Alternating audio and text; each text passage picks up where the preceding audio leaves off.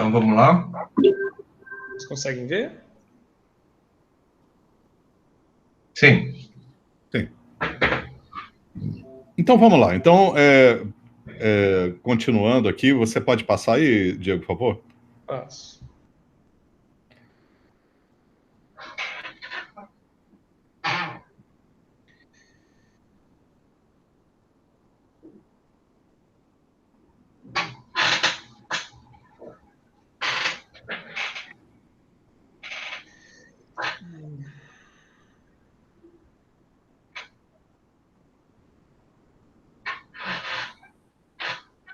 Mais um slide, professor? Não. Então eu estava comentando que na década de 70 aconteceu essa criação formal de um campo chamado História Ambiental, e essa criação se deu através de associações e publicações, justamente associações, dentro de um contexto histórico específico. Pode passar o próximo aí. E eu vou comentar esse contexto daqui a pouco, mas eu gostaria de dizer o seguinte: apesar de existirem essas associações e serem congressos bastante concorridos, não existe uma definição canônica de história ambiental. Aliás, eu acho que hoje em dia não existe definição canônica de nada, né? No máximo existem formulações influentes, teóricas ou metodológicas. Mas eu penso que existem, sim, alguns poucos pontos de consenso teórico-analítico que todos ali no campo da história ambiental compartilham, né? A primeira delas, o primeiro ponto de consenso, é que se trata de a história ambiental, ela se pretende como uma parte do processo de ampliação da análise histórica, e não um novo reducionismo.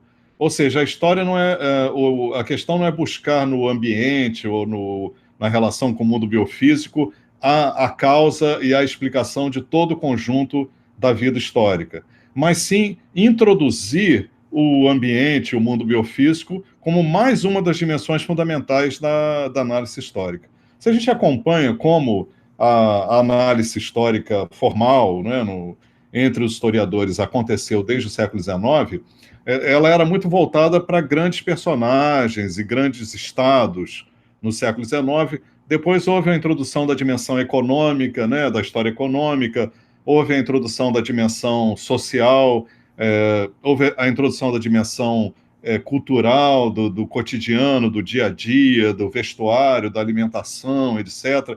E tudo isso a gente entende como um processo de ampliação da análise, que foi tornando a análise histórica mais ampla, mais inclusiva. E a história ambiental, ela quer ser mais um passo dentro dessa ampliação e dessa inclusão. E basicamente, recusando o segundo ponto, uma visão flutuante da história humana, que, infelizmente, ainda é muito comum entre historiadores ou entre cientistas sociais, né? Você trabalhar como se as sociedades humanas flutuassem acima do mundo. E isso, obviamente, não tem nada a ver com a experiência concreta da sociedade, que é uma experiência, não só uma experiência de interação constante com o mundo natural, com o mundo biofísico, mas hoje em dia eu penso que a gente pode radicalizar e construir uma visão menos dualista dessa oposição natureza-cultura, natureza-sociedade, porque as sociedades humanas, elas não estão em contato com o mundo biofísico, elas se constroem através do mundo biofísico, do qual elas fazem parte, né?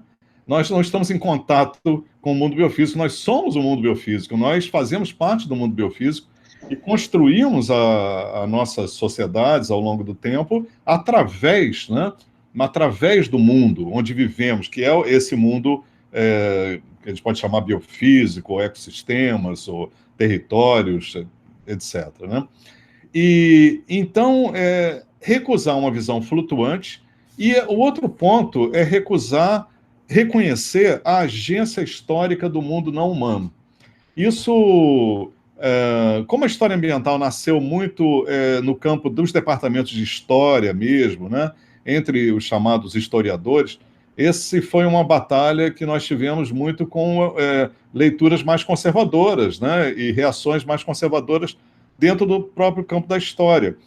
Reconhecer que o mundo não humano, essa quantidade enorme de outros seres, ou elementos, ou processos abióticos, climáticos, geológicos, tem uma agência na história humana, né?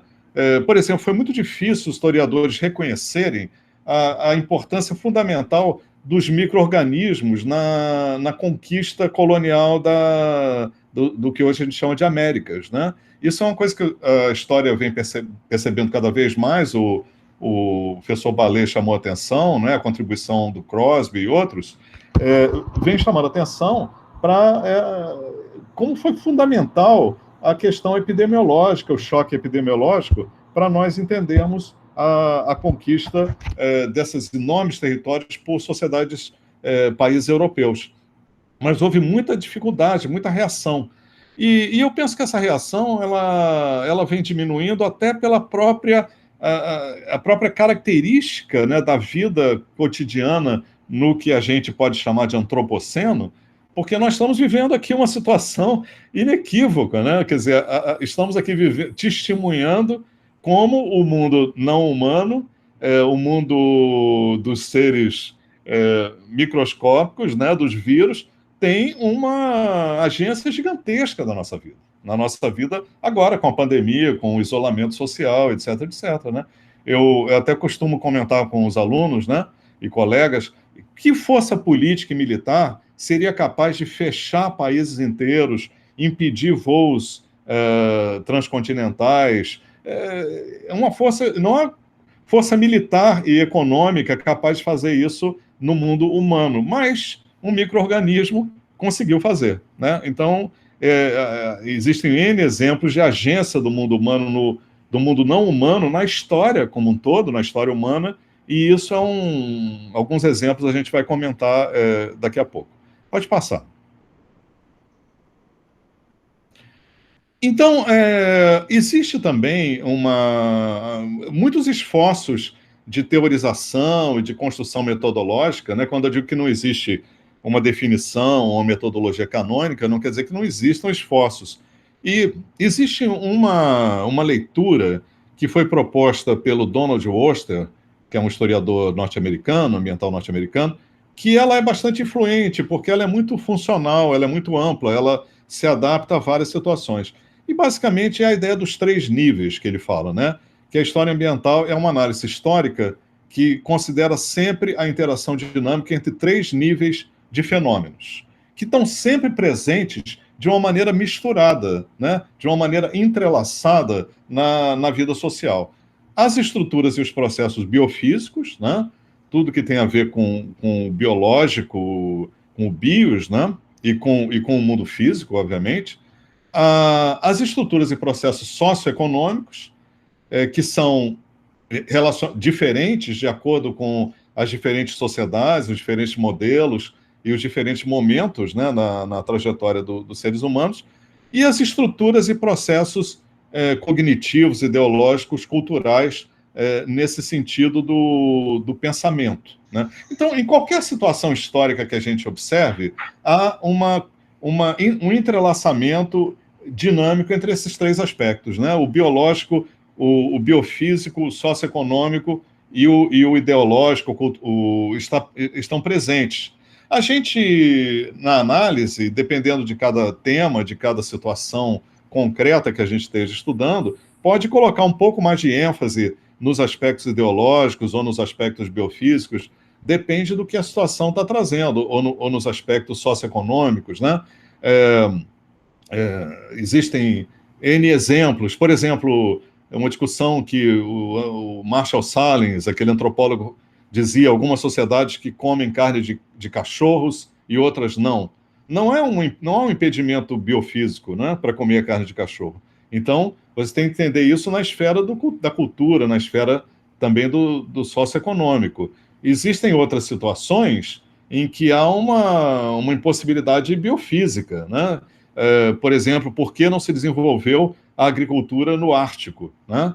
massivamente, obviamente, porque aí o biofísico entra como um fator preponderante. Mas mesmo que hajam essas combinações em diferentes pesos e ênfases, tanto no estudo que você está fazendo, quanto na maneira como o observador, como o analista lê a realidade, esses três níveis estão sempre presentes, né? Pode passar. Então, existe também uma grande diversidade de temas, geografias e objetos de análise dentro da história ambiental. Quando você vai num congresso de história ambiental, realmente a diversidade temática é muito grande. Só para dar um exemplo, um exercício que nós fizemos há pouco tempo atrás, pode passar. Eu e a professora Alessandra Isabel de Carvalho, nós fizemos um artigo que acabou de sair na revista História, Ciência, Saúde, Manguinhos, né, da Fiocruz, chamado A Construção de um País Tropical, uma apresentação da historiografia ambiental sobre o Brasil. E ali nós fizemos uma análise da atual produção em livros autorais, né? Nós encontramos 55 livros autorais e 30 coletâneas, discutindo diferentes aspectos do caso do Brasil, da realidade brasileira, explicitamente usando uma perspectiva de história ambiental. Nós usamos uma definição mais estrita, né? Quem se define como história ambiental, e não uma definição mais ampla, que nós gostamos mais, que inclui inclui a geografia histórica, inclui a ecologia histórica, mas a gente usou aí, no caso, nesse exercício, essa definição estrita de história ambiental. Pode retornar.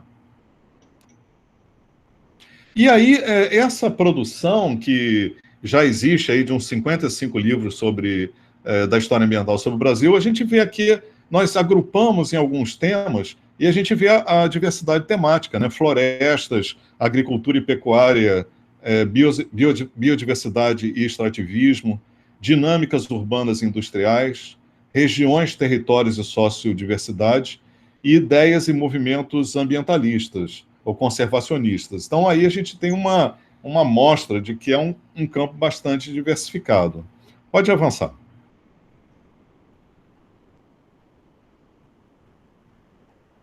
Então, voltando ao contexto histórico do aparecimento da história ambiental, eu acho relevante que existe uma inspiração exógena que muitos não gostam de reconhecer, mas o fato é que a ciência e a história especificamente, ou qualquer ciência, qualquer campo de saber, não existe numa torre de marfim, mas existe interagindo com sua época, com os problemas do seu tempo.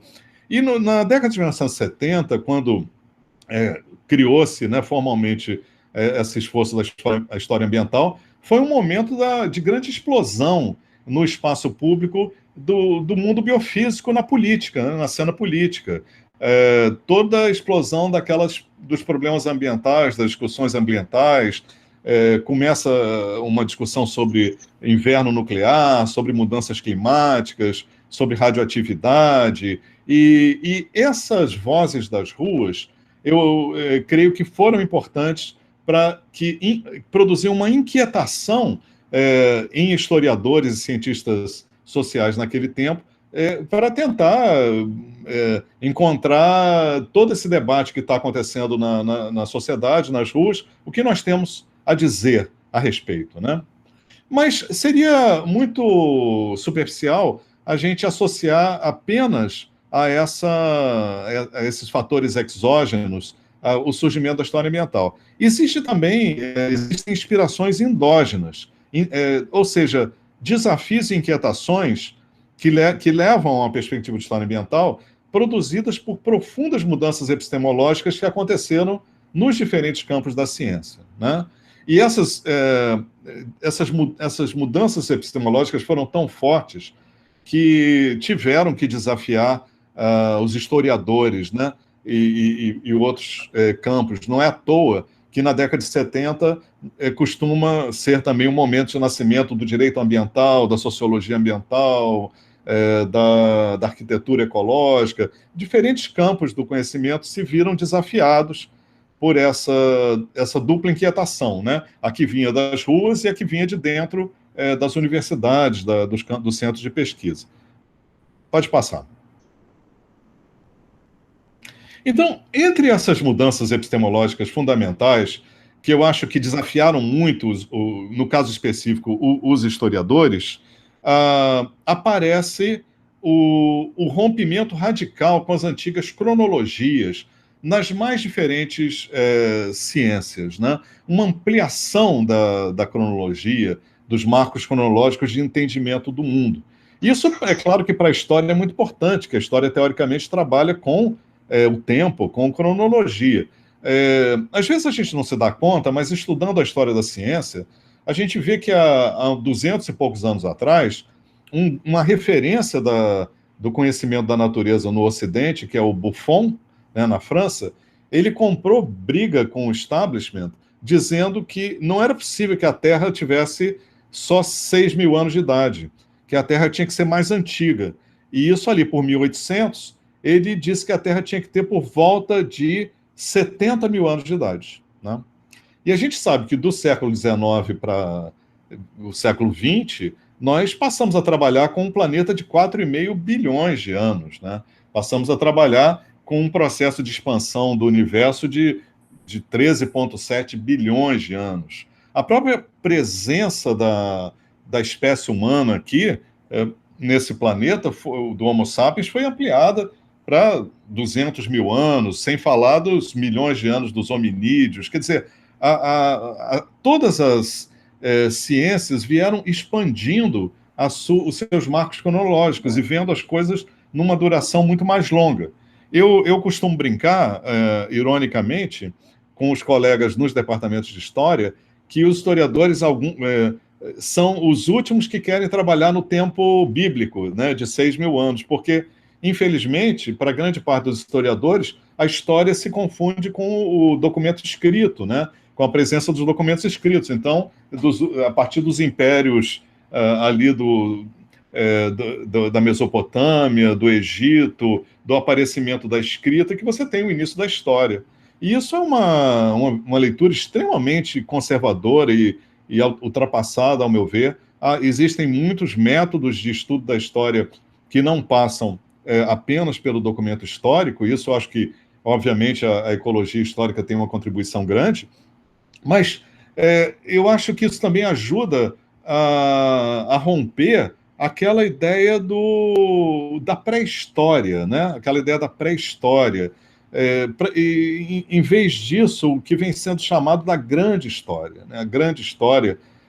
Porque no caso, por exemplo, da presença dos seres humanos, se a gente faz esse corte de história e pré-história, você deixa de lado as coisas fundamentais, como o processo de migração pelos diferentes continentes, né, a partir do que hoje a gente chama de África, deixa de lado o início da agricultura, o início da sedentarização das sociedades humanas, né? Então, se você tirar isso da história, a compreensão fica muito, muito reduzida. Agora, isso é muito mais fácil de trabalhar quando a gente tem esse horizonte muito mais amplo em todas as ciências. E uma outra mudança que eu acho igualmente importante é que todas as ciências começaram a ter uma visão mais histórica dos seus objetos de análise e na própria construção das suas análises. A própria astronomia, que a partir da ideia da expansão do universo, né? A partir da ideia de que estamos vivendo um movimento de expansão e um movimento que hoje a história cósmica está acontecendo, né? Com galáxias se fundindo, com estrelas se transformando em gigantes vermelhas, etc. Para não falar na biologia, que já no século XIX, com Darwin, começa a ter uma visão histórica, né, de que as espécies elas surgem e elas derivam, elas sobrevivem aí de acordo com uma visão evolucionária. E nos vários campos do conhecimento, a gente vai adotando uma visão histórica nesse sentido muito amplo, que não é só a história dos seres humanos. Eu acho isso importante. Esse foi outra disputa forte lá nos departamentos de história. A gente tem uma visão de história como construções, conservações e destruições de formas, de processos, de seres ao longo do tempo, né?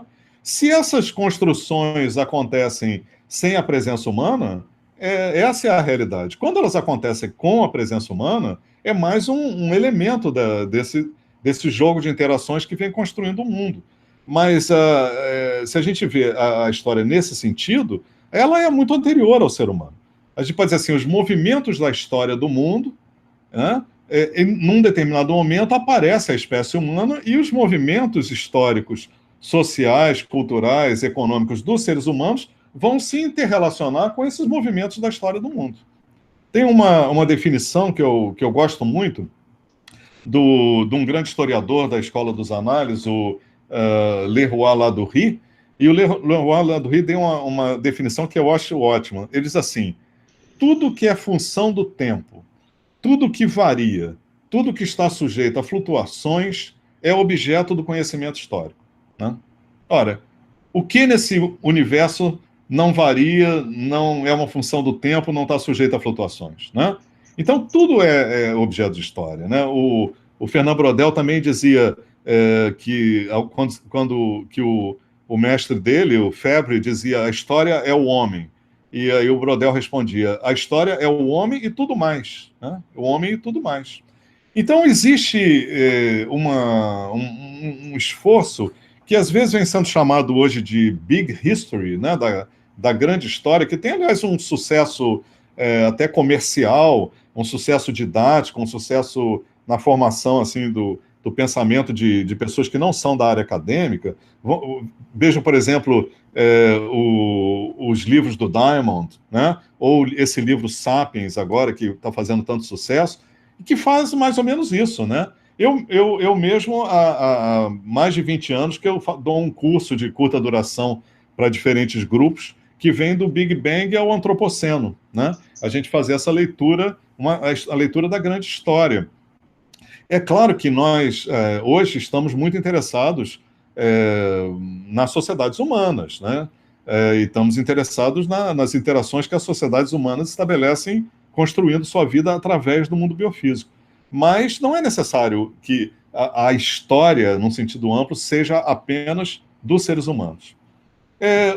Outros dois elementos que eu acho que fazem parte dessas grandes mudanças epistemológicas é a presença evidente da ação humana na transformação dos territórios. É claro que a presença humana sempre transformou as paisagens, sempre transformou os territórios, né? O Ballet, por exemplo, trabalhou muito isso nas suas pesquisas. Não necessariamente de uma maneira destrutiva, também de uma maneira construtiva, no sentido de ampliar, por exemplo, a biodiversidade. Agora, isso vai ficando cada vez mais evidente com o antropoceno, com a globalização, com um mundo de 7 bilhões de pessoas. Né? Então, é claro que a discussão ganhou um outro patamar sobre o impacto da ação humana sobre o mundo, na medida em que começaram a surgir problemas sérios de insustentabilidade, de degradação e até de ameaça forte, né, à continuidade das sociedades humanas no planeta. E o outro lado da moeda, também a presença que vem ficando cada vez mais evidente da agência histórica do mundo não humano na vida social. A gente tem N exemplos, por exemplo, existem uns estudos interessantes quando os portugueses chegam no que hoje é o Nordeste do Brasil, eles tentam plantar trigo e eles tentam plantar oliveiras, eles querem comer a sua comida mediterrânea. Então, eles não conseguem porque a própria terra diz que não, né? A própria terra diz que não, se recusa a aceitar aquela agricultura daquelas plantas no contexto climático, de solos, ecológico em geral. Agora, eles trazem também a cana-de-açúcar, e a cana-de-açúcar, sim, tem uma entrada muito forte, muito promissora, e isso vai mudar radicalmente a paisagem daquela região. Então, tudo isso vai acontecendo, mas o que é interessante é a gente ver que não é a vontade humana na história que exclusivamente define se vai seguir esse ou aquele caminho. Os outros seres e todo o conjunto da ecologia situado, né, em cada lugar específico onde a história humana está acontecendo, vai ser fundamental para definir o que é possível e o que não é possível dentro desses... Ou também as N transformações e adaptações e criações co-criações de nichos, né, que vão acontecendo nesse movimento. Pode passar. Então, só para concluir, existe por causa dessa iniciativa, desse simpósio aqui, eu estive lendo materiais de história, de ecologia histórica, estive me aprofundando. Eu conheço alguma coisa, já li alguns autores, mas eu estive me aprofundando e observando o seguinte fenômeno. E eu acho que isso a gente tem que observar como ele é, para ver se a gente pode atuar para modificar de alguma forma, né? Porque eu não tenho nenhum compromisso com as barreiras e paredes que existem no mundo acadêmico, né, entre disciplinas. Não tenho maior devoção, nenhum compromisso com isso. Mas elas existem. E não necessariamente elas são por visões conservadoras ou autocentradas. Elas vão acontecendo um pouco na prática da vida. Então, eu observo, por exemplo, que a história ambiental ela nasceu muito entre historiadores profissionais, né? Ela nasceu entre historiadores profissionais, no contexto que eu mencionei, e as associações de história ambiental, elas não são só de historiadores profissionais hoje, existem também muitos geógrafos, ecólogos ou de várias áreas, arqueólogos, mas, em geral, elas tendem a ser dominadas por historiadores profissionais. E no início, quando aquela inquietação surgiu, esses historiadores eles usavam diferentes termos. Eles usavam o termo história ecológica, usavam o termo ecohistória, história do ambiente. Mas, com o tempo, à medida que veio se institucionalizando história ambiental, todos passaram a usar o termo história ambiental. Eu observo que, no caso da ecologia histórica, ela vem sendo, esse nome, esse conceito vem sendo utilizado de uma maneira diversificada, muito por antropólogos, ecólogos e arqueólogos, por exemplo, né? Paleontólogos. E isso é interessante, né? Como é que veio acontecendo essa separação. E existe, efetivamente, um certo desconhecimento mútuo, e que só vai ser resolvido com diálogo e aproximação, porque grande parte da literatura, por exemplo, de ecologia histórica, ela é valiosa para o trabalho que a gente faz na chamada história ambiental, e vice-versa, né? E vice-versa. Então, esse ponto eu queria chamar a atenção, e mais um outro ponto a respeito da história, das leituras histórico-ambientais. O fato de ter ocorrido essa institucionalização na década de 70 não quer dizer que antes não se fazia isso, né? Leituras muito próximas do que a gente chama de história ambiental estavam sendo feitas no século XX ou até mesmo no século XIX. Se eu posso dar um pequeno testemunho, em 1983, por aí, eu conheci o Warren Dean, que foi muito importante para a minha formação, né, porque era um historiador ambiental que estava trabalhando com o Brasil, era brasilianista, e tinha participado da criação da Associação Norte-Americana. Mas eu estava começando a dar aula nessa época, e eu já estava fazendo alguma coisa parecida, pelo meu interesse na época, pelo ambientalismo, leituras de ecologia política, etc., mas também inspirado na historiografia clássica brasileira, que tem coisas incríveis sobre isso. Por exemplo, o livro Nordeste, do Gilberto Freire, de 1936, que fala da cana, como é que a cana vai criando uma nova paisagem biofísica, social, cultural no Nordeste, e como ela afeta os rios, a água, as florestas, os solos, os animais, os seres humanos. O Caminhos e Fronteiras, do Sérgio Buarque de Holanda, de 1957, é impressionante, que ele discute muito assim, o que as pessoas vestiam, como as pessoas tratavam as doenças, como elas caminhavam na expansão para o interior do Brasil. E tudo isso são leituras de história ambiental antes da institucionalização, né, que a gente pode que a gente pode recuperar, inclusive coisas do século XIX bastante interessantes. Mas é claro que a partir da década de 70 tem todas aquelas mudanças mais amplas, epistemológicas e também no espaço público que eu comentei, que também tem um peso importante. Pode passar. Gente, só um minutinho. Com essa confusão aí de parar, não parar, eu me perdi um pouco no horário. Quanto tempo eu tenho aí? Alguém calcula? A gente não acabei nem calculando, professor, mas acho que fique tranquilo para apresentar no tempo que o senhor precisar, que afinal a gente vai gravar o vídeo e vai disponibilizar, então não tem muito problema. Também não vai ser uma apresentação muito grande, que eu estou trazendo uma visão geral para a gente discutir, então não vou... Mais uns 10 minutinhos no máximo eu concluo. Então,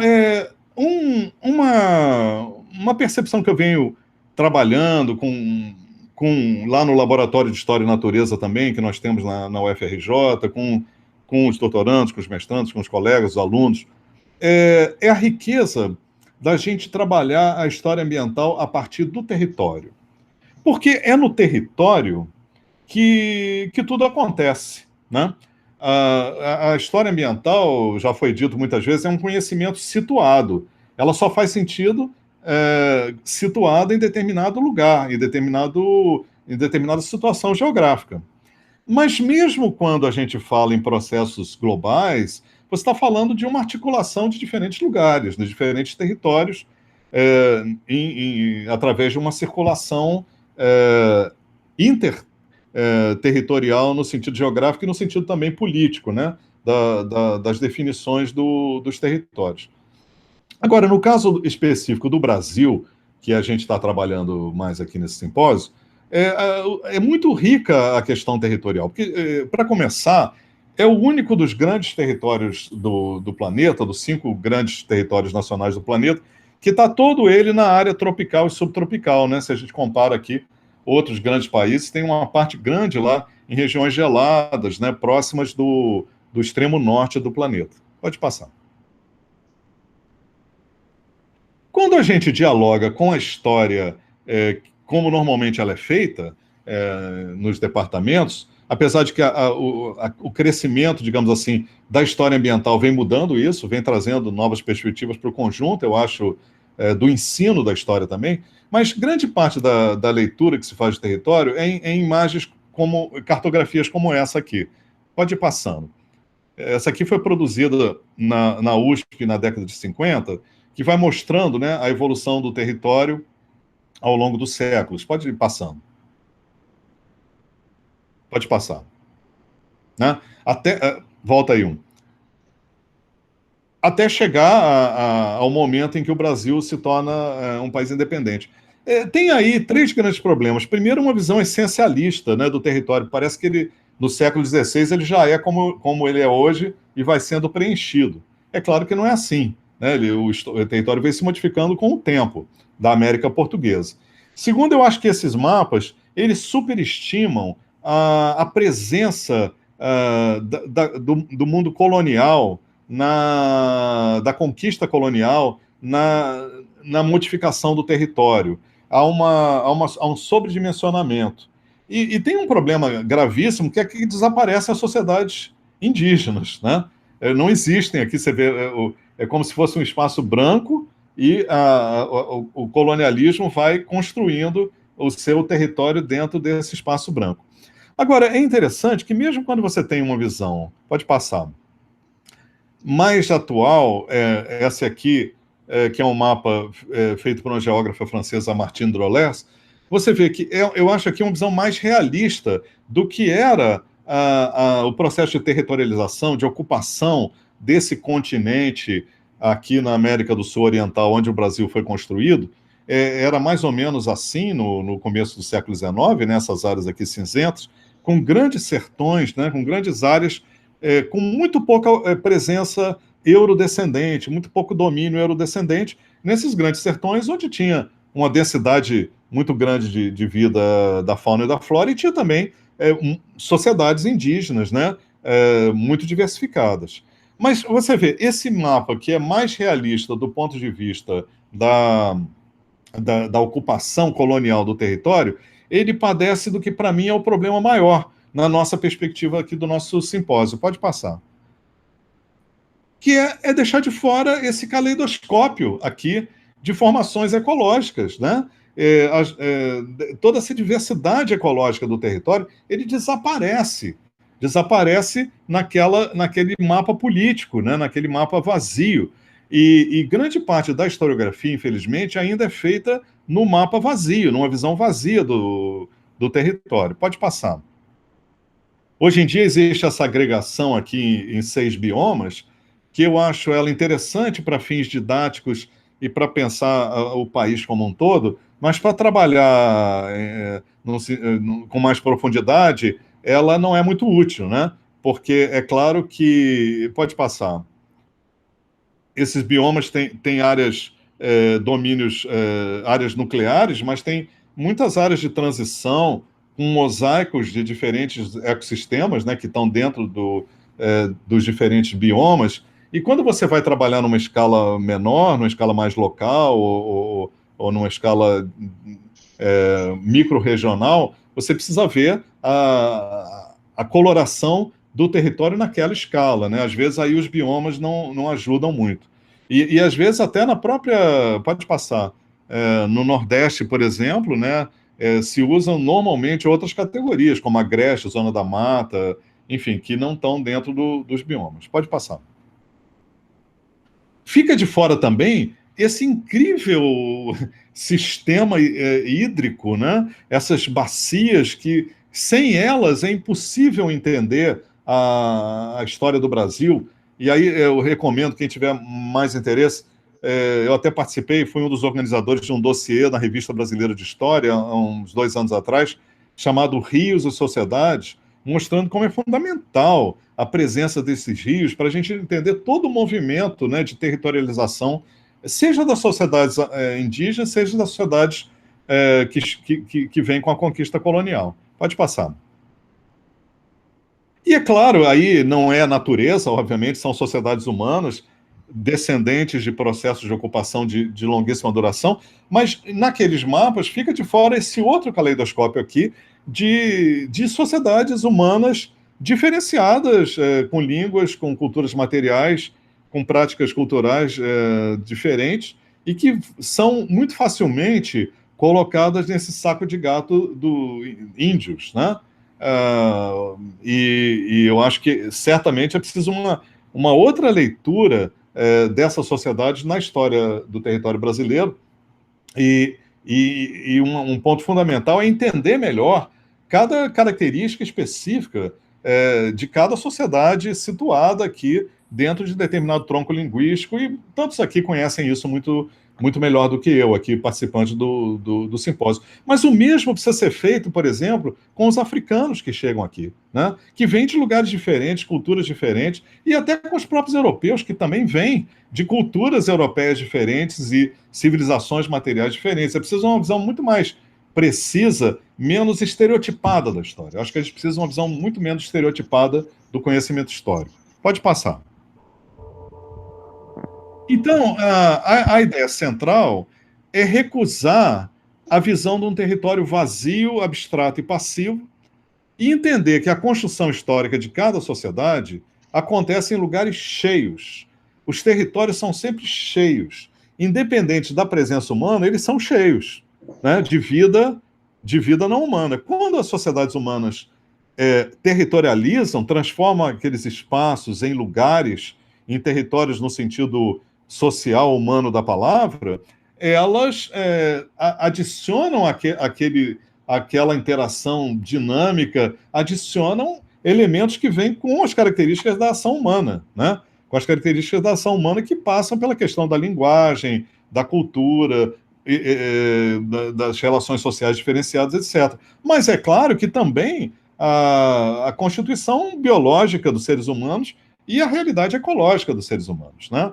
Então, quando às vezes me perguntam assim, o que é história ambiental, a resposta mais curta que eu dou é trazer o mundo para a história. História ambiental é fazer uma história das sociedades humanas, claro, com o mundo, trazendo o mundo para a história e trazendo as sociedades humanas para o mundo, né?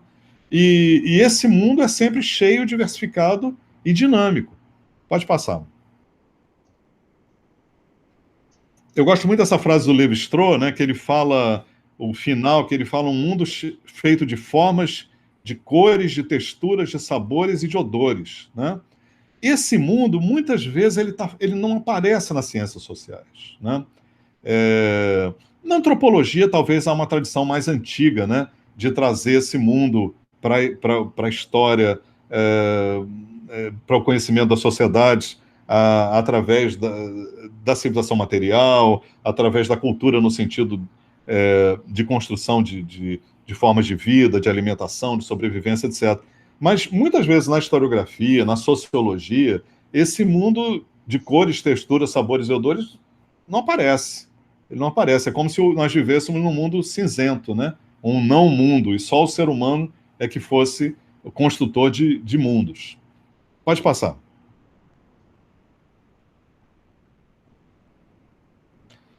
Isso aqui é só como von Martius, no século XIX, começa a colorir esse território, né? Percebendo a sua diversidade, mas não há tempo de falar sobre isso. Pode passar. Pode passar. E eu vou só concluir com isso aqui, porque teria outras coisas, mas não dá muito tempo. Alguns temas para uma leitura histórico-ambiental da construção do território brasileiro em sua diversidade. Alguns já foram mencionados aqui. Por exemplo, a geografia da conquista do choque epidemiológico e da reconfiguração da presença indígena, né? Porque também aí tem a questão situada de nós estarmos numa área continental, diferente do que aconteceu, por exemplo, em ilhas do Caribe. Então, pode acontecer uma mobilidade das sociedades indígenas na medida em que elas eram pressionadas socioeconomicamente, militarmente, pela violência, e também à medida que os choques epidemiológicos iam acontecendo de maneira diferenciada, né? De maneira diferenciada. Aí, não no início, não é ali em 1500 que eles começam a acontecer, eles vão acontecer mais em 1540, 1550, o que já é uma coisa interessante, né? Não basta trazer patógenos desconhecidos do sistema imunológico das populações humanas aqui, né? É preciso uma série de outros fatores sociais, culturais e ecológicos para entender quando as epidemias começam a se tornar mortíferas e produzir essa mudança radical na história humana, que foi o desaparecimento de cerca de 90% das populações que existiam aqui nessa parte do planeta, das chamadas Américas hoje, em um século, mais ou menos, né? Então, acontece também uma série de reconfigurações. Também, já foi mencionado também as transformações territoriais via propagação de espécies exóticas, né? Você vê, eu fico imaginando esse território brasileiro há 600 anos, sem bois, cavalos, búfalos, galinhas, porcos, né? É um outro mundo, né? Um outro mundo. Você imagina, nós temos hoje mais de 200 milhões de cabeças de gado compactando o solo, né? Qual o impacto que isso tem na história? Inclusive, a gente sabe, por exemplo, que a presença do gado bovino no Nordeste sempre foi muito maior no período da América Portuguesa do que a presença dos seres humanos, né? Então, em grande parte, a chamada conquista territorial colonial se deu pelo gado bovino, né? E onde o gado bovino entrava e se multiplicava e se espraiava, né? Eu tenho um documento muito interessante do início do século XIX, em que lá no sertão de Pernambuco, um fazendeiro diz assim: eu prefiro criar bois do que galinhas, porque as galinhas eu tenho que carregar e tenho que alimentar. E os bois vão por si mesmos, encontram pastos por si mesmos e se multiplicam por si mesmos, né? Então, essa é o ambiental acontecendo, né? Você percebendo que animais são mais rápidos, né, no processo de reprodução, de ocupação do território, e uma série de outros fatores, né? Mas muitas sociedades indígenas se afastavam diante da chegada do gado, né? Agora, aconteceram situações na história da América Latina, que a gente sabe, e de outros, do contrário, de uma incorporação desses animais exóticos na vida cotidiana, na cultura e nas práticas econômicas das sociedades indígenas. Então, há aí uma variedade de coisas que não está definida a priori, depende do acontecimento da vida vivida, né? Ou do sangue quente da história, como Lucien Febvre gostava de falar. Pode passar o último slide agora. E também muito interessante a gente pensar essas articulações entre biomas, paisagens e processos históricos. A importância da sensação de fronteira aberta e a importância da grande aceleração desse conceito agora do estudo do antropoceno, como o território brasileiro mudou radicalmente a partir de 1950. Eu vou pedir licença para vocês, eu preciso pegar a bateria do computador, senão ele vai desligar e vai perder aqui.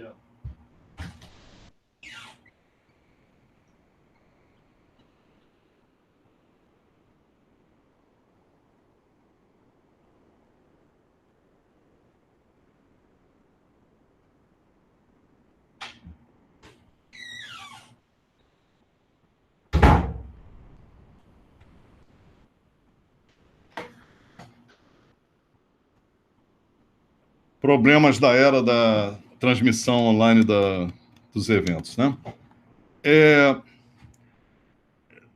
Só passa aqui, eu só vou mostrar 2 mapas. Pode passar.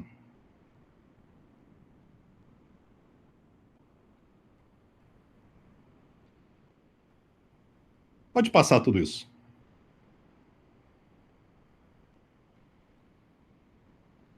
Olha só, volta aí.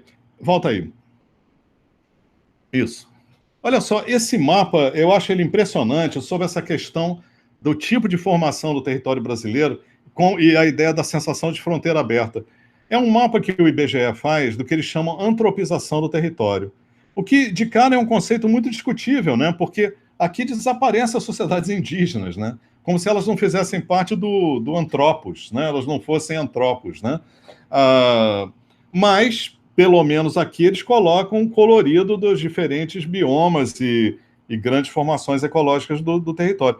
Mas eles mostram aqui que em 1950, 1960, as áreas que eles chamam antropizadas, ou seja, as áreas em que havia a presença, digamos, do mundo moderno, né, para o conceito assim, ocidental, do mundo moderno, da economia de mercado, da economia capitalista, de tecnologias do mundo industrial. Se vocês olharem, em 1950, são só essas áreas aqui que estão em vermelho. Quer dizer, concentradas na Mata Atlântica, um pouco aqui na Caatinga, na calha do Rio Amazonas. Ou seja, em 1950 existiam enormes áreas com muito pouca ocupação pela chamada civilização moderna, né, que pós-colonial, e isso aí gerava uma sensação de espaço infinito, né? Espaço infinito para avançar. Você pode detonar os ecossistemas aqui, que você sempre vai ter mais recursos naturais adiante, mais recursos naturais, todo o cerrado, a floresta enorme, gigantesca, floresta amazônica. Agora, passa aí. No contexto da grande aceleração, pode passar, que eu não tenho tempo de discutir aqui, olha o que aconteceu ali para 2004, né? O enorme avanço do processo do que eles chamam de antropização, o IBGE chama de antropização.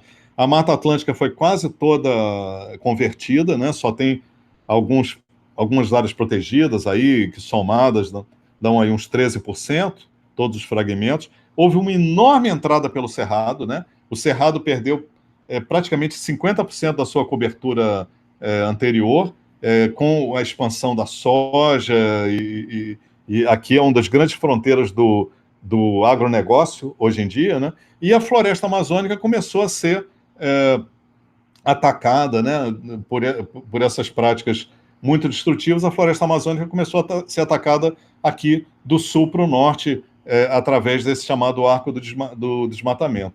Então, eu acho esse mapa muito relevante para a gente pensar a história do território brasileiro e tudo que isso traz assim de possibilidades para discussões de história ambiental, de ecologia histórica e do diálogo entre todas essas vertentes, né, que fundamentalmente querem ter fazer uma leitura histórica que não pensa sociedades humanas e o mundo biofísico como coisas separadas, mas como coisas interrelacionadas, né? Interligadas, ou até mesmo como um mesmo processo da chamada grande história. É isso aí, obrigado.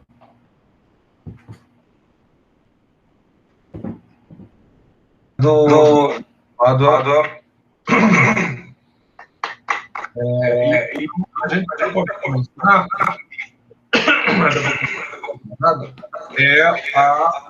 o que seria uma conversa, na verdade, entre os principais palestrantes, o professor Pablo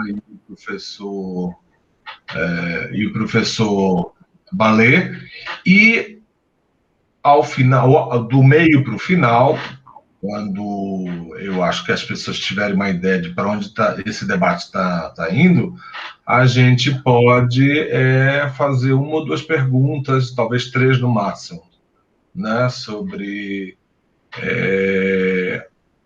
talvez inclusive o tema central, pelo menos que nós consideramos o tema central do simpósio. Mas eu faço questão que vocês se sintam à vontade para discutir o que vocês acharem mais apropriado. A minha única sugestão é abrir também para os outros colegas que estão aqui no simpósio, né? Se quiserem falar. Claro. Não, sem dúvida nenhuma. Eu acho que eles todos estão ouvindo, né? Eles estão...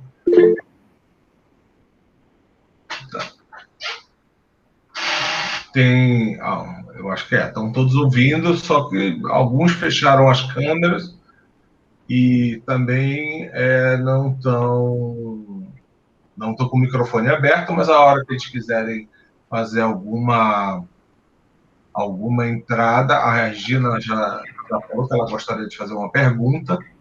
Vocês querem já começar com a pergunta quando possível, mas se vocês quiserem começar com a pergunta da Regina, fiquem à vontade. Por mim, como vocês quiserem. Bill? Bom, é a primeira vez que eu estou ouvindo esse termo grande história. It's a big history em inglês, né? Uhum. Esse termo bona fide está sendo usado entre eles ou é um termo que você está começando a usar? Não, posso falar? Pode. Tem Então, existe até um periódico hoje de Big History. O David Christian, que o Eduardo mencionou ali, foi muito responsável por criar o termo, né? E existem outras pessoas que se consideram, vamos dizer, especialistas no Big History. Mas já existia antes do termo historiadores da chamada World History, né? Como John McNeill e Crosby mesmo, e outros que começaram a fazer sem usar o termo Big History, né? Começaram a fazer esse tipo de leitura global. E é claro que em situações assim como, por exemplo, de história ambiental, mesmo de um país, o livro da Warren Jean sobre a Mata Atlântica, né? Ferro e Fogo, ele começa lá na Pangeia, na separação dos continentes, né? No início de alguma coisa que viria a se transformar na Mata Atlântica, e depois como chegam os seres humanos mais de 10 mil anos, 12, 13 mil anos atrás, e aí o que eles chamam a primeira leva de invasores humanos, depois a segunda leva que vem com os europeus. Então, essa visão de longuíssima duração, muito mais do que o Brodel usava, já era comum. Né? Uma espécie... Agora, a Big History, ela se caracteriza por voltar lá para o cósmico, né? O cósmico e até o geológico, o biológico e o social, tudo isso numa grande história. Bom, eu acho que, basicamente, na arqueologia histórica, eu concordo, porque menos a parte, talvez, cosmológica antes de seres humanos modernos, né, há 100 mil ou 200 mil anos atrás. Mas Assim que o conceito de história na ecologia histórica é basicamente isso.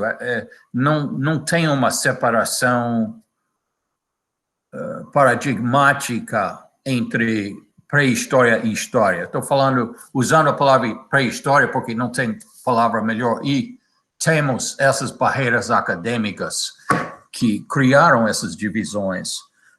Por exemplo, eu conheci vários desses historiadores ambientais ou ambientalistas que você mencionou pessoalmente, os anglofônicos, né?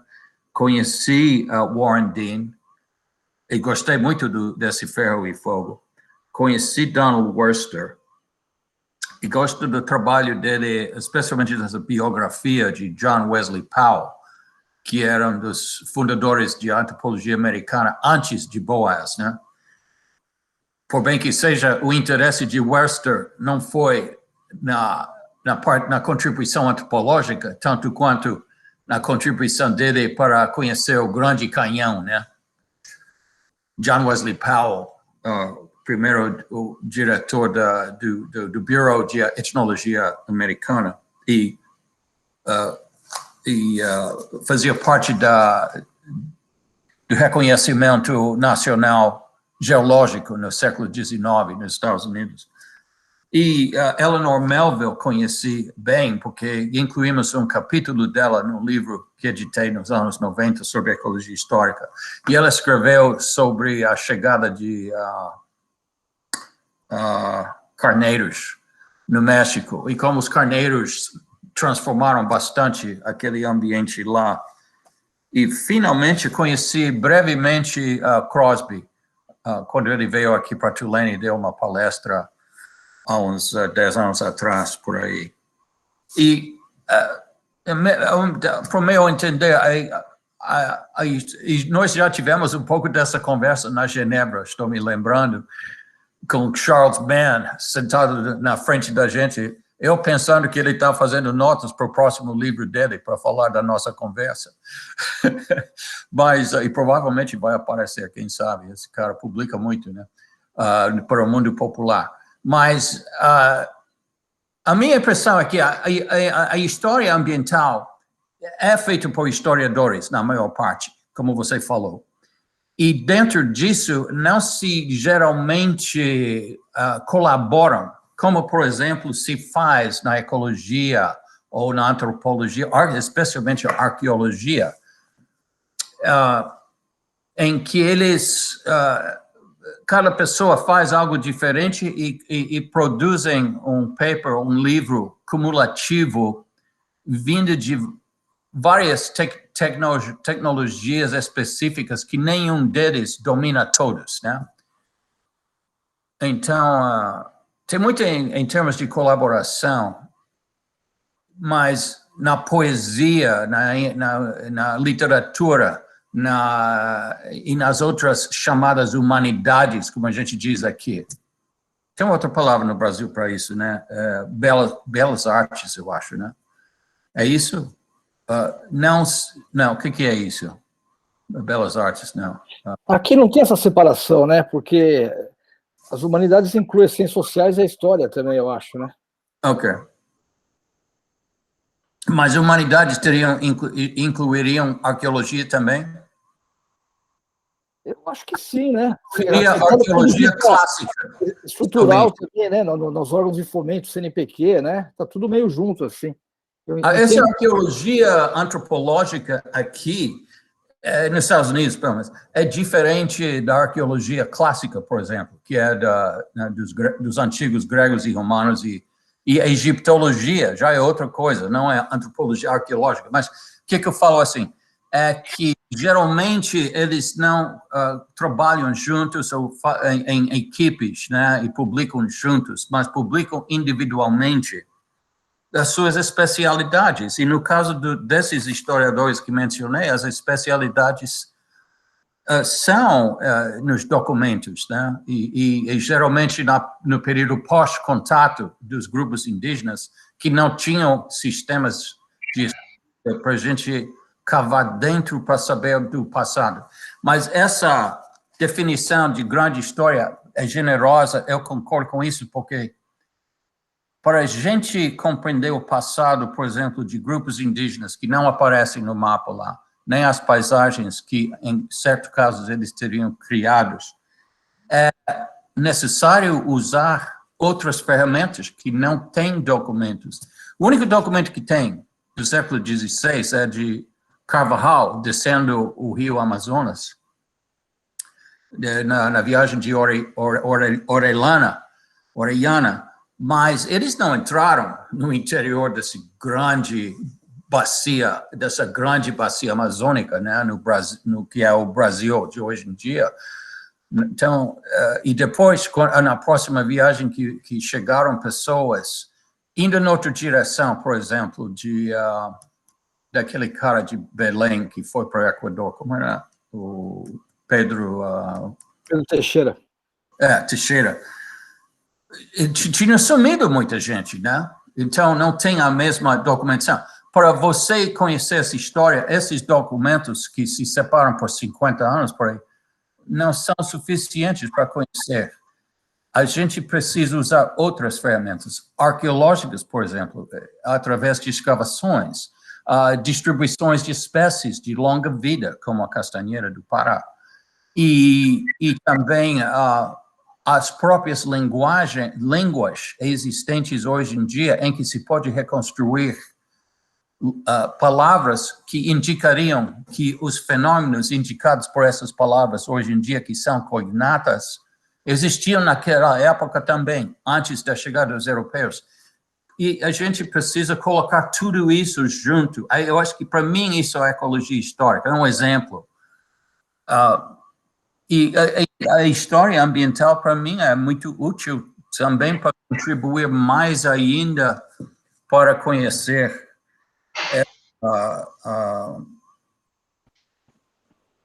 esse grande fenômeno da combinação do homem como ambiente como um total.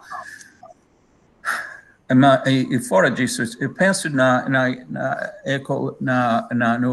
história ambiental como um campo, enquanto que ecologia histórica é mais uma abordagem em que nenhuma única pessoa consegue dominar todas as outras áreas atravessando aquelas barreiras acadêmicas que precisam se unir para resolver problemas ambientais. Deixa eu comentar aqui rapidamente. Tá, ok, Paulo. Depois, a primeira pergunta é da Regina.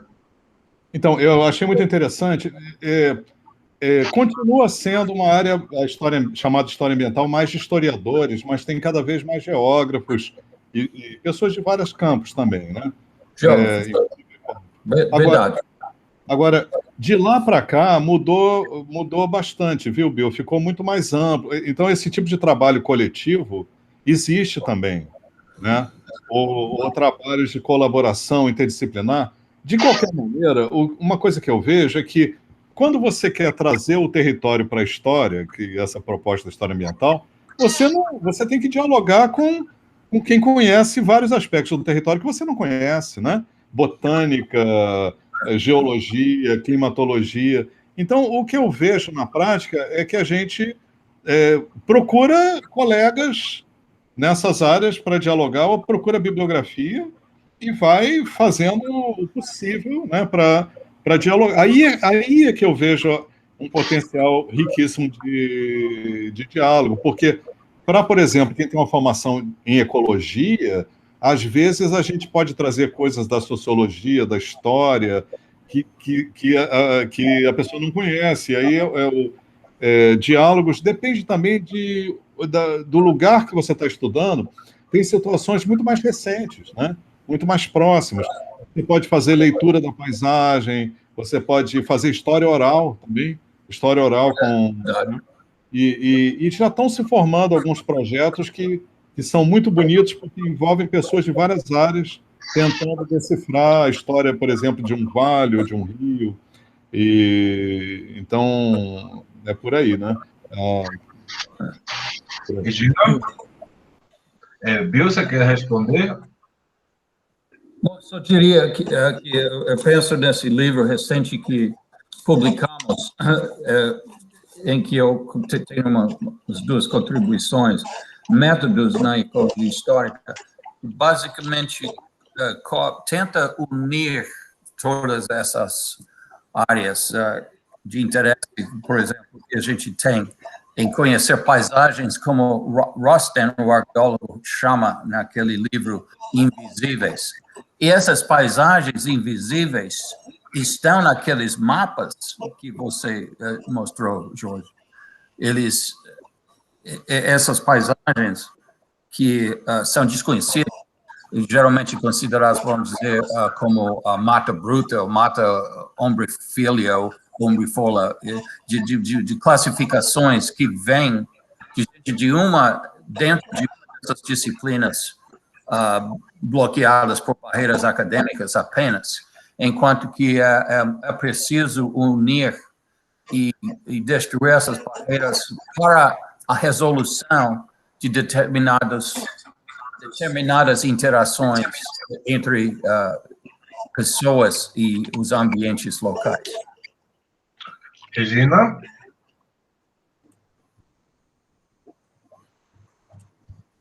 Acho que ela saiu. Vou chamar.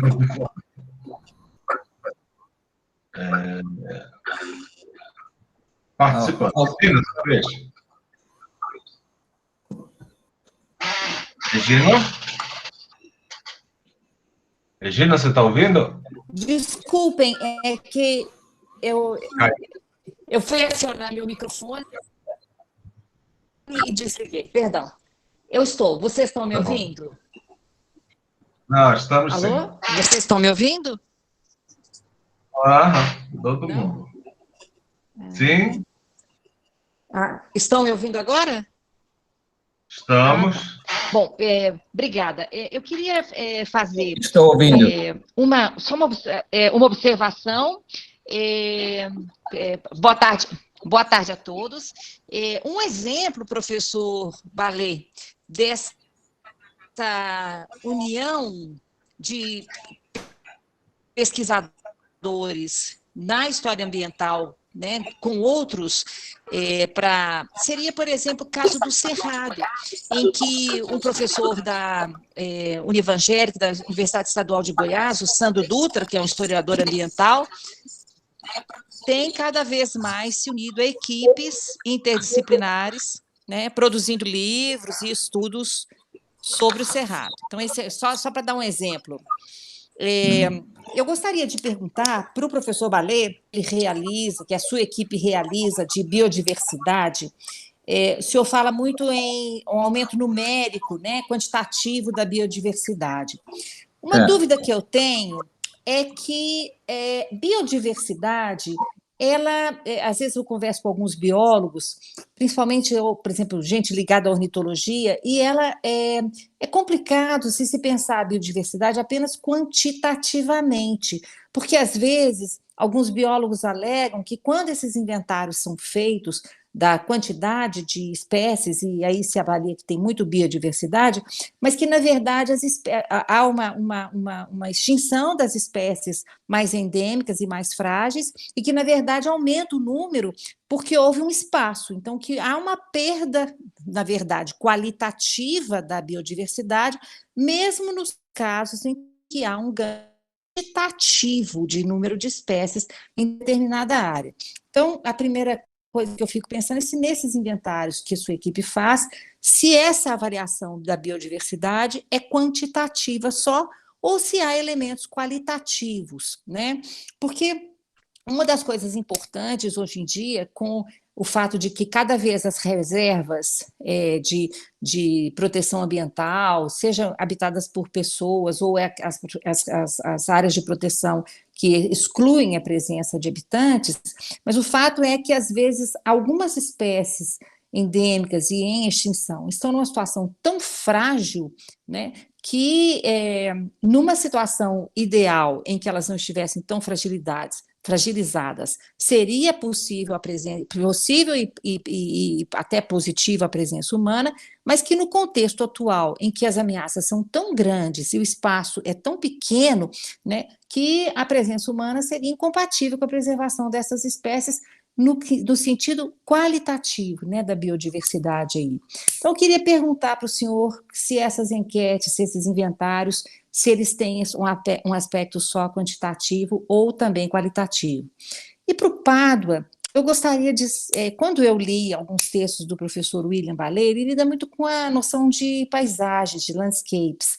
E o Pádua introduziu aí a discussão da riqueza que a discussão sobre o território abre, né, para a história ambiental. E eu pensei muito nessa diferenciação território, paisagem, e fiquei pensando, né, quais seriam as diferenças, né, entre os dois. Eu também sempre penso mais em territórios, né, acho que eles têm um sentido também mais fácil de atribuir um sentido político, né, quando a gente pensa na história humana. Queria saber se você, Pádua, vê uma distinção entre esses dois. Então, minhas perguntas são essas duas. Muito obrigada e obrigada pela atenção. Obrigado pela pergunta. Quem vai pular primeiro? Eu ou você, Jorge? Ok, porque ela me perguntou primeiro. Dá você mais tempo para pensar na resposta também. Então, muito obrigado pela pergunta, Regina. Eu acho que do tipo de... eu acho que esses cerrados são extremamente frágeis no sentido de espécies endêmicas, claro, e essa indústria da soja, da agroindústria, está, obviamente, destruindo muitas espécies, e eu chamaria isso de transformação primária tipo 1.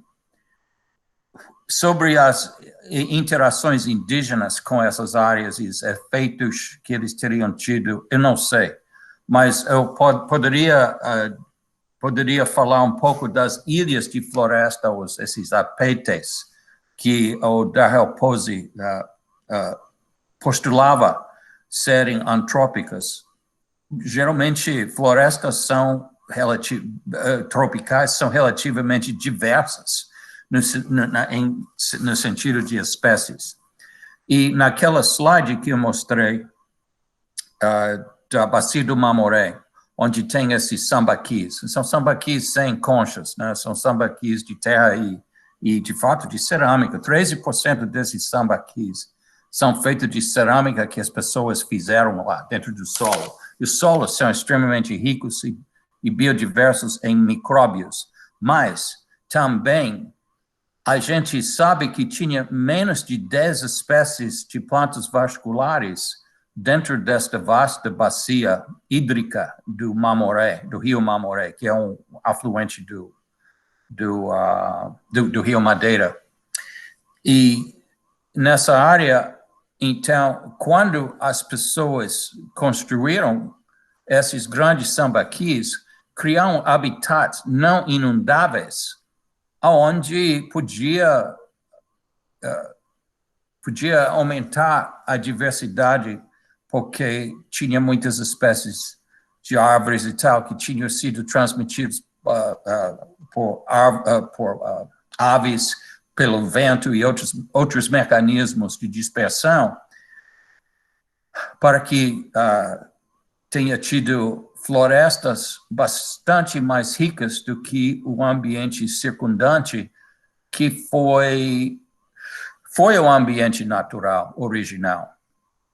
E os arqueólogos que estão fazendo pesquisas lá hoje em dia estão mostrando e confirmando essa hipótese que nós tivemos, eu com Erickson, uns anos atrás.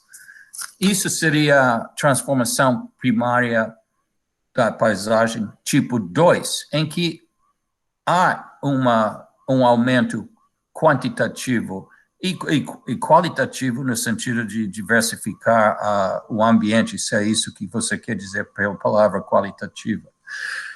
E no sentido do cerrado, eu simplesmente posso dizer, não sei exatamente os efeitos de cada grupo indígena, mas com certeza podemos classificar o complexo agroindustrial da soja como um tipo bastante qualitativa e quantitativamente destrutivo. Está bem assim, Regina? Sim, obrigada, professor. Muito obrigada. A sua palestra, e eu gostaria já de parabenizar a fala sua e do Pádua, que foram muito, muito boas, muito, muito interessantes. Obrigada. Nada, obrigado a você. Obrigado, Regina, e também suas perguntas muito, muito interessantes. É um bom diálogo. E é aquela questão de não existir definições canônicas, né? Nós vivemos um politeísmo, assim, em termos de definições teóricas. E então vai muito de acordo com a sensibilidade, o interesse, a subjetividade de cada pesquisador. A palavra paisagem, ela tem muitas definições, uma quantidade enorme de trabalhos em torno dessa palavra. Eu acho uma palavra muito interessante. Agora, dentro da semântica dela, está presente também a ideia do cenário, daquilo que se pode perceber, daquilo que a visão pode perceber, né? É claro que quando o Carl Sauer fala, e o geógrafo, de morfologia da paisagem, não é só a superfície, né? Aquilo que do território se pode perceber. Eles estão pensando em todo o desenho do território para a percepção humana. Mas eu, pessoalmente, acho usar direto a palavra território mais inclusiva, porque inclui tudo que está invisível, né, que já foi comentado aqui, elementos que estão invisíveis, elementos que estão invisíveis à nossa percepção, ou invisíveis por fenômenos mesmo de composição do território, por exemplo, hoje com esse método arqueológico, como que eu venho aprendendo com o Eduardo Neves, né, fantástico, de você perceber ali as construções dentro da floresta, né? Então, a paisagem está te mostrando uma floresta, mas dentro do território tem mais coisa. Inclui, por exemplo, no caso de uma paisagem urbana, todas as canalizações e todos os metabolismos que a cidade estabelece com aqueles processos que suprem materiais para a cidade e para onde vão os dejetos da cidade, entende? Então, eu acho, pessoalmente, a palavra território mais rica, mais complexa e mais inclusiva do que a palavra paisagem. Mas isso eu sei que existem discussões e definições para todos os lados, e acho perfeitamente legítimo usar paisagem, e eventualmente eu uso também, mas venho procurando usar território nesse sentido que eu acabei de mencionar aqui. Não sei se é a melhor definição, mas a que assim, atende ao minha percepção como pesquisador. Ok, não, obrigada, Padre.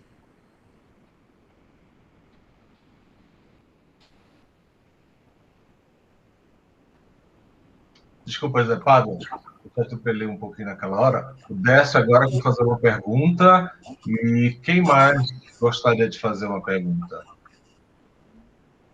Tá. Então, depois do Décio, a gente vê se alguém mais quer fazer uma pergunta ou quer fazer uma observação. Décio? Obrigado, Rui. Boa tarde. Eu queria fazer uma observação e uma pergunta para os dois palestrantes, tanto para o Bill Ballet quanto para o Pádua. A observação é a seguinte: eu faço parte de um grupo de pesquisa, eu sou da UFPA, em Belém, mas trabalho junto com uma equipe sobre um projeto no campo do Rio Negro, sobre os assentamentos indígenas no Rio Negro. Essa equipe é formada por várias pessoas que vários de vocês já conhecem. Helena Lima, que é arqueóloga, a Lúcia Van Velten, que é antropóloga, o Márcio Meira, Geraldo Andrello, o Aloysio Cabalzar, a Lohan Terrer e o próprio Manuel Arroio. Então, nós trabalhamos num projeto de história indígena para a região do Rio Negro. Obviamente, cada um trazendo para a sua contribuição um pouco da sua própria formação. E é muito interessante o que a gente vê, porque o diálogo estabelecido nesse campo de interlocução, ele traz diferentes tipos de informação, inclusive do ponto de vista histórico. E não só histórico, mas pré-histórico também, se a gente quiser usar essa classificação.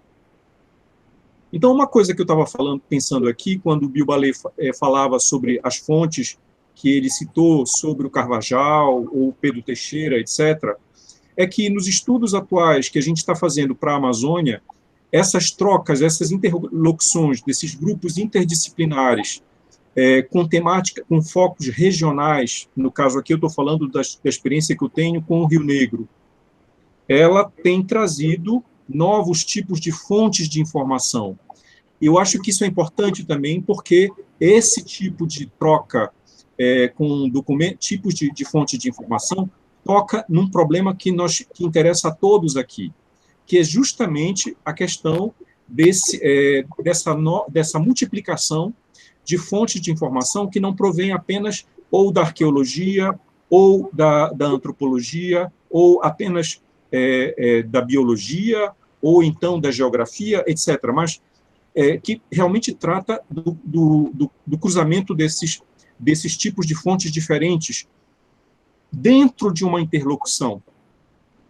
É óbvio que isso isso pode funcionar em ambientes de trabalho com equipes interdisciplinares, como falou muito bem todo mundo, a gente está todo mundo de acordo com relação a isso.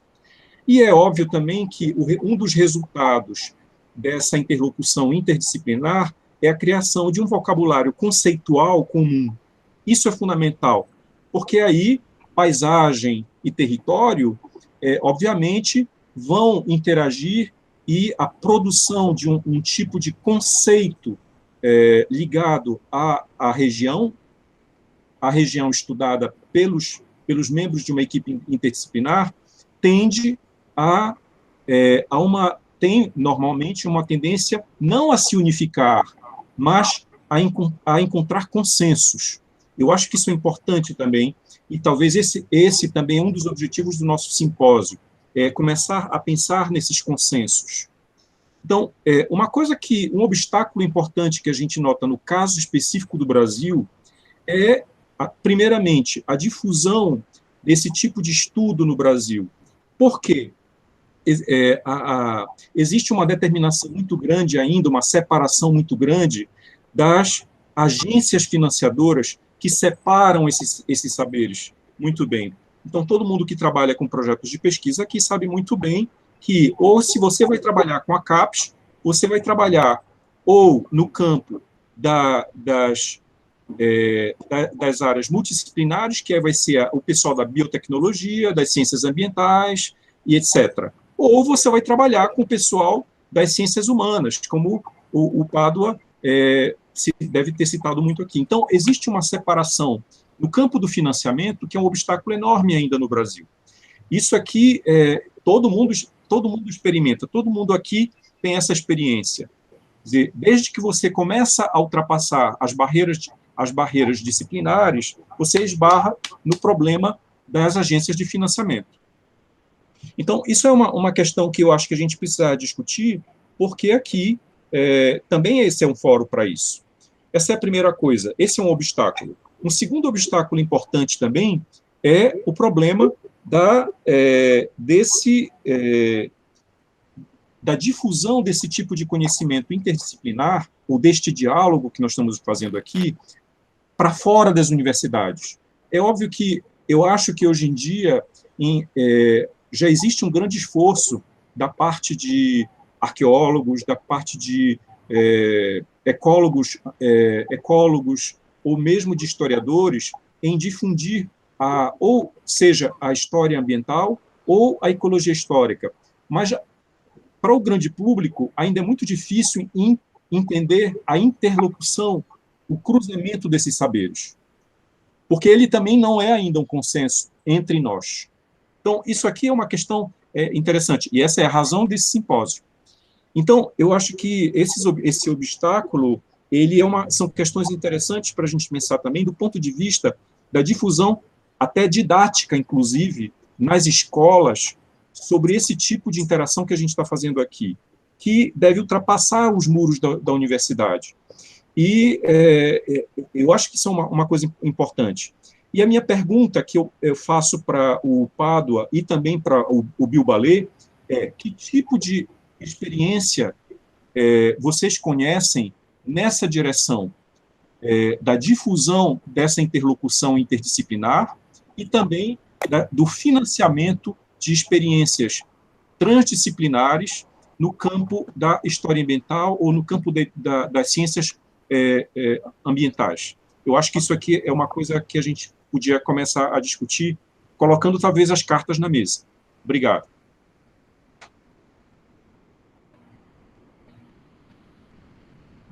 Quem começa? A gente faz a inversão. Então, eu acho que um ponto que me chama a atenção no que você falou e no tudo que foi dito aqui é que o tipo de conhecimento que nós produzimos, todos que estão aqui, é um conhecimento situado, né? É um conhecimento baseado em territórios.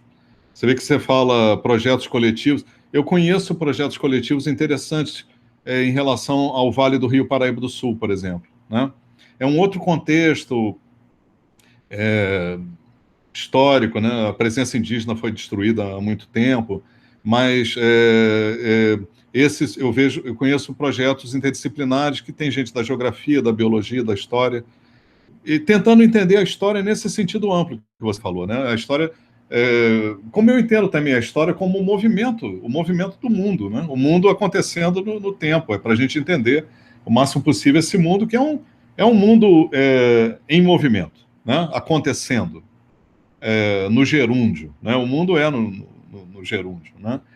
E eu vejo o que eu conheço, alguns projetos. Existem alguns centros acadêmicos que já são interdisciplinares por natureza, o que facilita. Por exemplo, o CDS na UNB, o CPDA na Rural do Rio, né? O PROCAN na USP, são centros que já são interdisciplinares, né?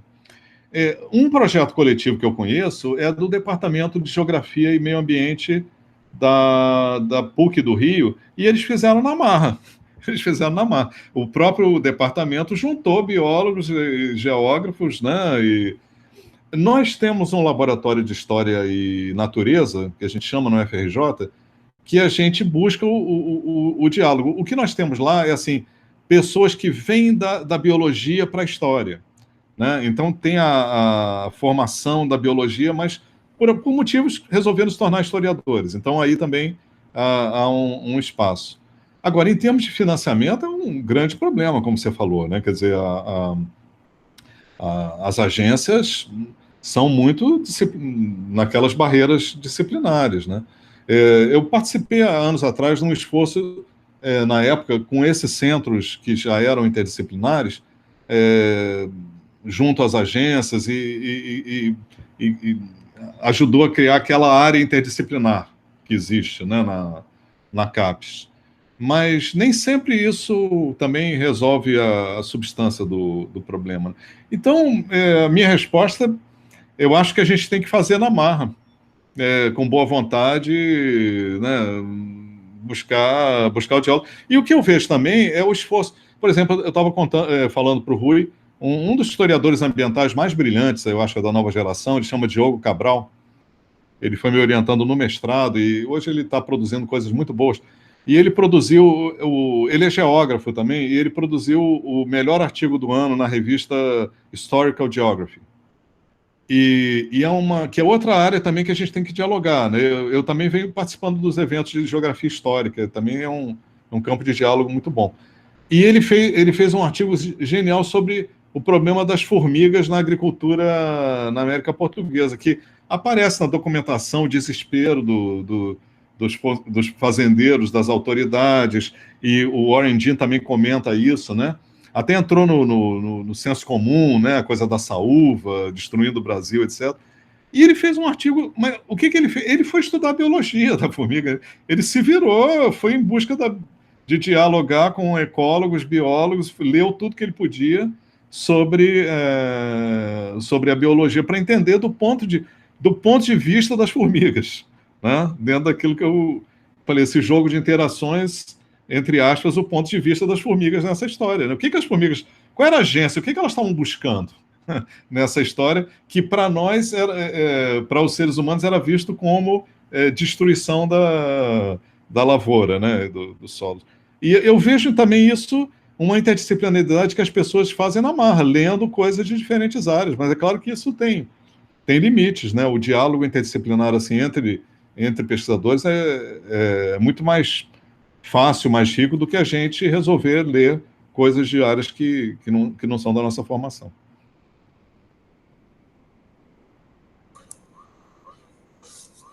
Bom, eu acho também que tem que fazer essas ligações na marra, como você falou, Pablo. Existe também em São Paulo, onde, na Piracicaba, como é o nome daqui? Exalc. Eles têm o Departamento de Ecologia Aplicada e tem pessoas de várias áreas lá, tem de história, sociologia, de genética e outras áreas, inclusive de ecologia evolucionária, biologia evolucionária e tal. Então, tem por bem que seja, eles não sempre trabalham juntos no mesmo projeto, mas eles dialogam lá. E eu acho que no Brasil isso talvez seja mais fácil do que aqui, onde nossas barreiras aqui na América do Norte são relativamente fortes, apesar do fato de que cada disciplina está se auto-questionando agora. E todo mundo fala, bem, é bom ter interdisciplinaridade, mas quando você vê os, como chama, job ads, não estou te ouvindo. Anúncios de emprego.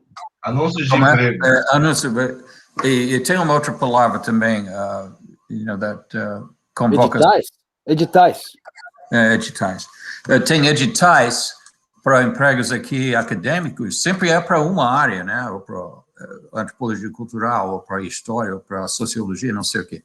Eles não, por exemplo, colocam etnobotânica. Queremos, no departamento de botânica, um etnobotânico, ou alguém que faz ecologia histórica, ou que seja ecólogo histórico. Não tem isso. Por isso, são abordagens que a gente faz na marra, basicamente, combinando essas disciplinas, como vocês estão fazendo nesse projeto fascinante que você acaba de falar. Me parece uma boa combinação de pessoas e espero sucesso para vocês. Tem algumas fontes de financiamento. Nos Estados Unidos, por exemplo, tem National Geographic Society, e como Padua falou, os geógrafos, eles têm uma tendência também de serem interdisciplinares. Eduardo sabe também, em ter trabalhado com geógrafos perto de Manaus, né? Em projetos arqueológicos. Eles têm uma tendência de serem interdisciplinares. E tem, por bem que seja, não é muito dinheiro, né? National Geographic Society. De NSF, não sei porque nunca procurei, mas fundações privadas têm interesse quando existem um objetivo específico. Por exemplo, Environmental Defense Fund ajudou a gente a fazer essa pesquisa no Rio Iriri. E também o ISA, né, o Instituto Socioambiental, maior ONG de conservação no Brasil. Então, existem fontes, mas a gente, como o Padua bem falou, tem que procurar na marra e fazer assim. Ok. Obrigado. Nada. Du, você quer fazer mais alguma pergunta? Você queria fazer alguma, né? Não? Mais alguma pergunta? Então, tá. Desculpa. Tá. Eu queria só fazer uma pequena observação. Nesse esforço escalonado de você criar colaboração, troca de saber, eu também acho que existe uma certa não ausência, mas uma certa defasagem no número de disciplinas que nós oferecemos que tem um caráter interdisciplinar. Isso muitas vezes, isso eu vejo na USP muito claramente, que as disciplinas, elas, de certa forma, se acomodam dentro de um determinado currículo. E os programas dessas disciplinas também. Então, quando você fala de que tem que fazer na marra, eu acho que tem que fazer na marra.